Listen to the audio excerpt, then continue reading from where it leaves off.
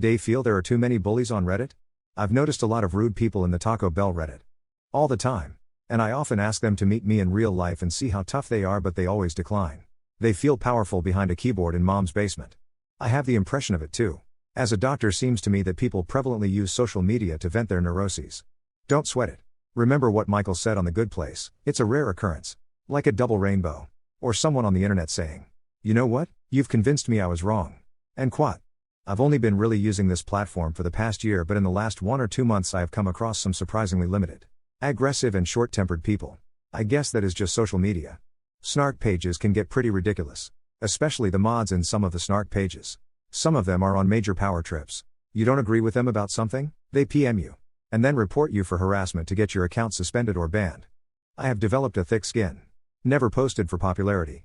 And stopped engaging with others that can't see the value in a difference of opinions and show they think it's their way or the highway. I still place most of the blame for this on Yelp. I did not like my hamburger, so nobody should go here and the place should close and leave its X number of employees without a job and quote. Such is the internet. Everywhere you go online is a cesspit of unkindness. Unfortunately. Don't let it get you down too much. There's more kind people than bullies. It's just the bullies are very loud and it's hard not to see them in all their shitty glory. Personally, I've found Reddit to be much kinder and understanding than any other social media I've used. Boo it, I also haven't used any other social since Reddit. So I may be biased, haha. What series will you never watch no matter what? Picard.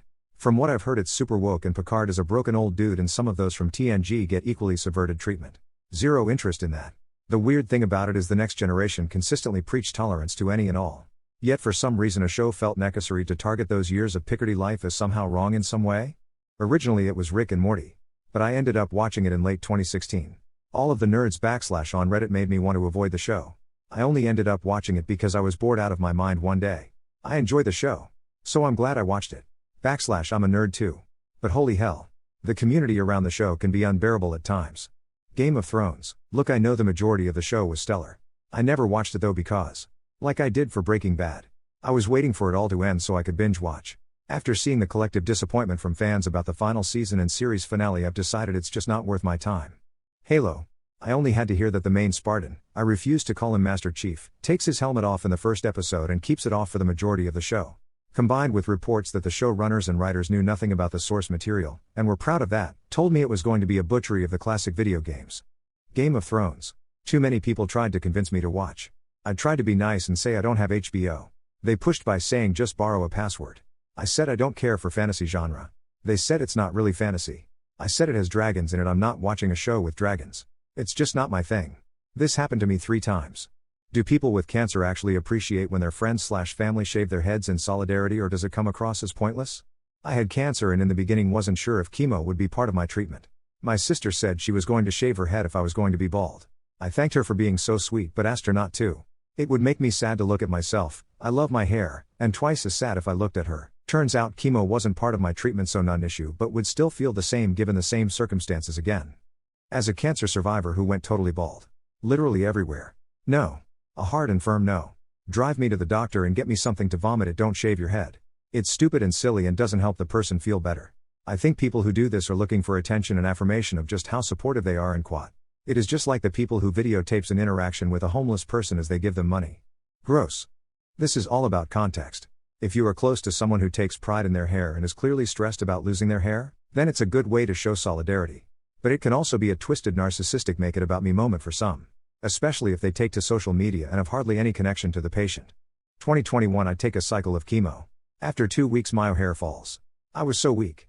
I couldn't walk, stand up or eat. I was constantly tired. I need rest. I appreciate if someone take care the rest and be quiet. I appreciate a hug from my kids. A glass of water. A coffee. An hour in the sun. A warm soup. Shaving the heads, it can't take the pain. It can't take the worry away.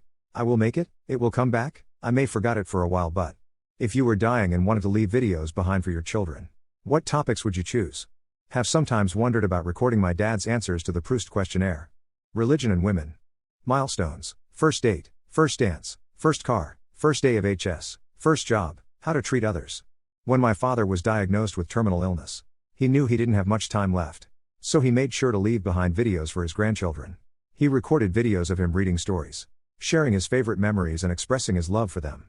It was something that they could go back to and watch whenever they needed to feel close to him.